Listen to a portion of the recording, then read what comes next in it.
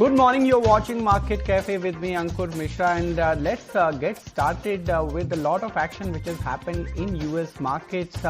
If you see on the indices, S&P 500 was nearly flat, and if you talk about Dow Jones, it ended actually in the red, but overall Nvidia shares climbed 4% after reaching a new 52-week high.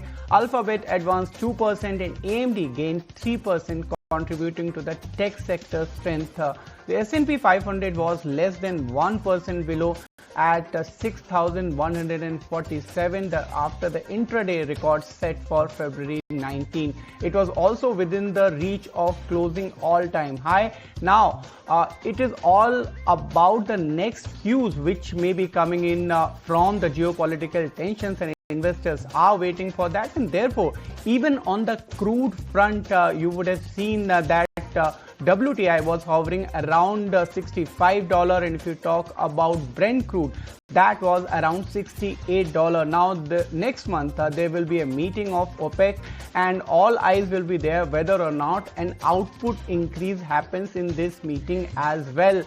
But for now, Israel and Iran remains the focus. You would have seen the comments which has come in from Donald Trump regarding the truce between Israel and Iran.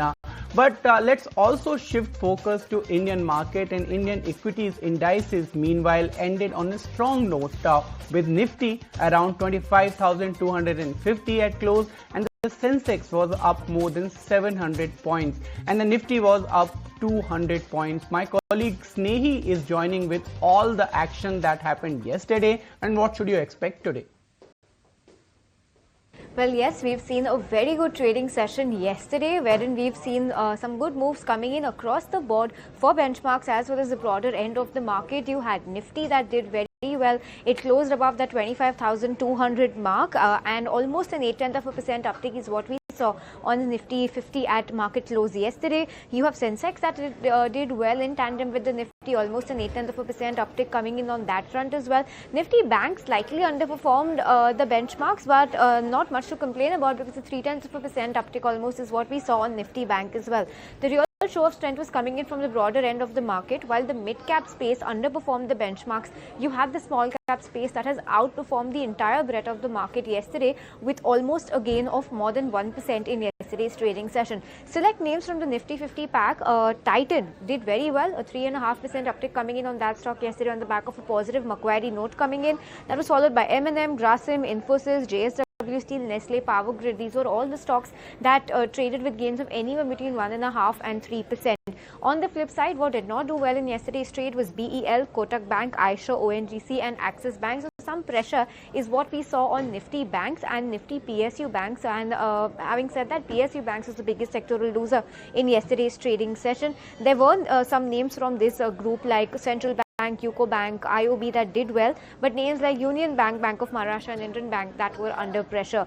Other than that, Nifty IT top sectoral gainer led by Emphasis, Infosys, LTI Mindtree all looking good over there. This was followed by Auto, FMCG, DLT, Pharma, Metal, Energy, Banks and PSU Banks in that pecking order.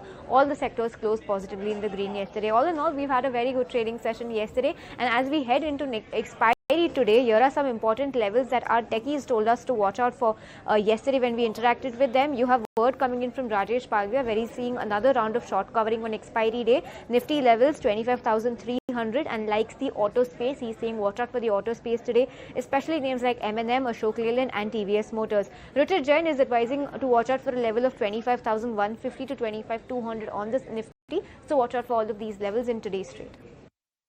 All right, so a lot of action has happened globally, and even the domestic markets are waiting for global cues.